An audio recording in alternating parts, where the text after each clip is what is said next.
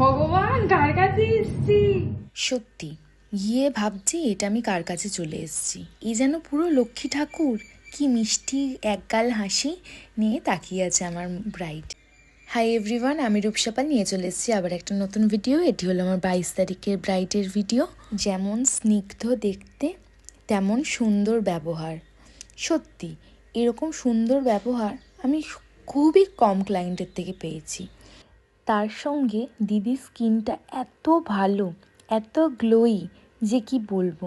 সত্যি ব্রাইডরা যদি বিয়ের আগে এই রকমভাবে নিজের স্কিনের খেয়াল রাখে, মেকআপের পর গ্লোটা যেটা বেরোয় সত্যি ন্যাচারাল বেরোয়। শুধু দিদি কেন, দিদির ফ্যামিলির সবাই এত ভালো বিহেভিয়ার যে কি বলবো। মনেই হচ্ছিল না যে আমি কাউকে চিনি না, তাই দাদাকে জিজ্ঞাসাই করে ফেললাম কেমন হয়েছে তার বউয়ের লুক। ভালো লাগছে মেকআপ, প্রচন্ড ভালো লাগে, ও কিরকম দাঁড়িয়ে গেল দাদা। ভীষণ ভালো লাগছে।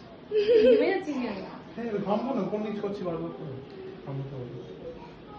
তোমার ভালো লেগেছে মেকআপ করে?